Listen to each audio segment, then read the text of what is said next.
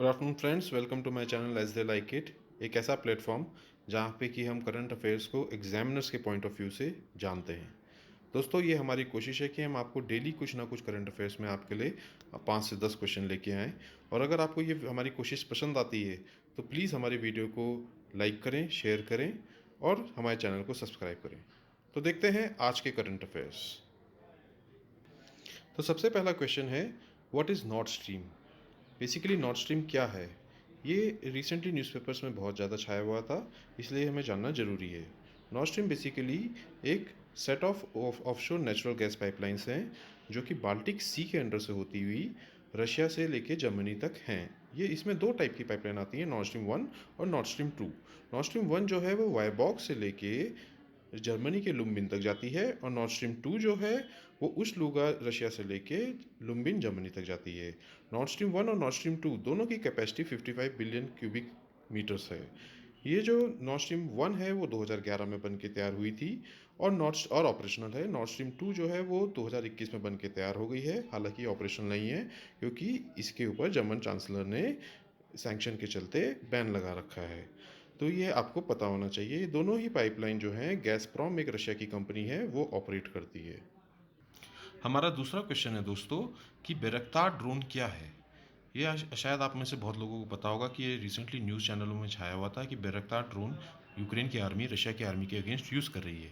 बैरक्तार drone basically Turkey ने बनाया हुआ एक ड्रोन है जो कि टर्की के आर्म्ड फोर्सेस के लिए इस्तेमाल किया जाता है। बैरक्तार ड्रोन जो है basically unmanned combat aerial vehicle है। ये जो है 2019 में 12 बैरक्तार ड्रोन्स जो है यूक्रेन ने की आर्मी ने टर्की से खरीदे थे, जो कि अब कहा जा रहा है कि यूक्रेन की आर्मी रशिया की आर्मी के अगेंस्ट इसको इस्तेमाल कर रही है। बैरक्तार ड्रोन जो है ये यूएस के बैन लगने के बाद, यूएस के एक्सपोर्ट बैन के बाद टर्की ने डेवलप किया था और इसने बहुत ज़्यादा रशियन ट्रूप्स को नुकसान पहुंचाया है। ये रिसेंटली बहुत ज़्यादा हाइप हुआ था, इसलिए आपको पता होना चाहिए। आज का हमारा तीसरा क्वेश्चन है कि फॉल्स फ्लैग टेक्निक क्या है? फॉल्स फ्लैग टेक्निक जो है बेसिकली एक ऐसी टेक्निक है जिसमें कि कोई गवर्नमेंट अपनी ही आर्म फोर्सेस पे इस तरीके से अटैक करती है ताकि वो अटैक लगे कि अपोजिशन ने किया है और इस बहाने उसको एक सिंपैथी मिलती है और उसको अटैक करने का मौका भी मिलता है, रिटेलिएट करने का मौका मिलता है। ये टेक्निक जो है रिसेंटली बहुत ज़्यादा न्यूज़ में थी और यूएस और बहुत सारी वेस्टर्न कंट्रीज़ ने रशिया को इसके लिए एक्यूज़ किया है कि रशिया ने फॉल्स फ्लैग टेक्निक इस्तेमाल करके यूक्रेन पे अटैक किया है। तो ये भी कई सारे एग्जाम्स में पूछा जा सकता है, इसलिए आपको पता होना चाहिए। हमारा आज का चौथा सवाल है कि स्विफ्ट सिस्टम क्या है? स्विफ्ट सिस्टम जो है society for world wide interbank financial telecommunication system है, जो कि 1973 में इस्टेब्लिश किया गया था और ये ब्रुसेल्स बेल्जियम में बेस्ड है। ये बेसिकली जो टेलेक्स सिस्टम था उसके एक एडवांसमेंट थी। टेलेक्स सिस्टम के ख़त्म होने के बाद स्विफ्ट सिस्टम आया है। स्विफ्ट सिस्टम क्या है? ये एक सिक्योर प्लेटफॉर्म है जो कि फाइनेंशियल इंस्टीट्यूशंस को इंफॉर्मेशन एक्सचेंज करने में हेल्प करता है। किस टाइप की इंफॉर्मेशन? मॉनेटरी ट्रांजैक्शंस की इंफॉर्मेशन। ये स्विफ्ट जो सिस्टम है ये मनी को एक्चुअली मूव नहीं करता है, ये मिडिलमैन की तरह इंफॉर्मेशन को वेरीफाई करता है और उसको मैसेज के जरिए डिफरेंट बैंक्स तक पहुंचाता है। ये 11,000 बैंक्स और 200 कंट्रीज़ में लोग इसको इस्तेमाल करते हैं, बैंक्स इसको इस्तेमाल करते हैं। इसके बाद दोस्तों क्वेश्चन आता है कि स्विफ्ट को रेगुलेट कौन करता है? स्विफ्ट जो है इसको central banks of 11 industrial countries जो हैं वो इसको देख रेख करती हैं।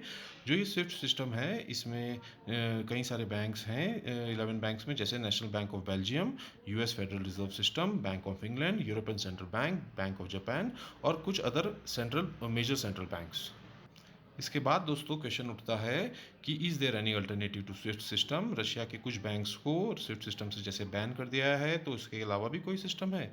तो 2014 में जब रशिया ने क्रीमियन पेनिनसुला का एनेक्सेशन किया था, उसके बाद भी ये आवाज़ उठी थी कि रशिया को स्विफ्ट सिस्टम से बैन कर दिया जाए सैंक्शंस के चलते। इसीलिए रशिया ने जो है एक अपना सिस्टम बनाया जिसका नाम था SPFS, system for transfer of financial messages. और ये है इक्विवेलेंट है स्विफ्ट फाइनेंशियल ट्रांजैक्शन सिस्टम का। और लेकिन इसके अभी तक सिर्फ 400 ही यूज़र्स हैं और एक लिमिटेड इसकी अपना एक लिमिटेड ही एरिया है।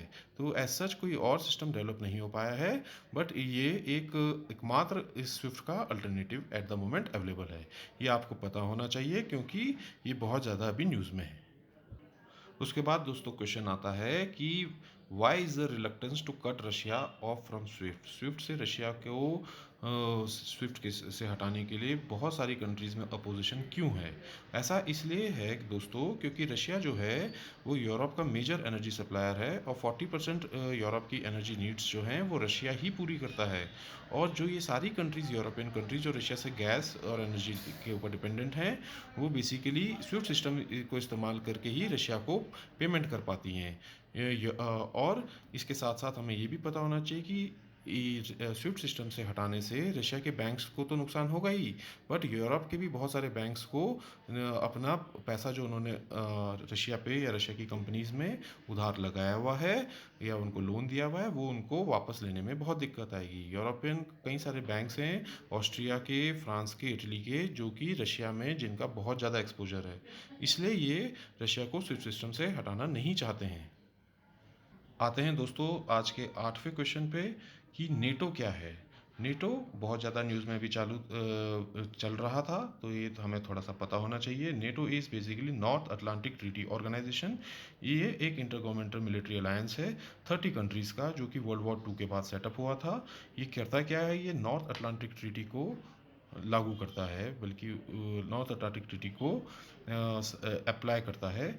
इसका हेडक्वार्टर्स बेल्जियम में है। आज का हमारा 9th क्वेश्चन है कि आर्टिकल 5 ऑफ नेटो क्या है।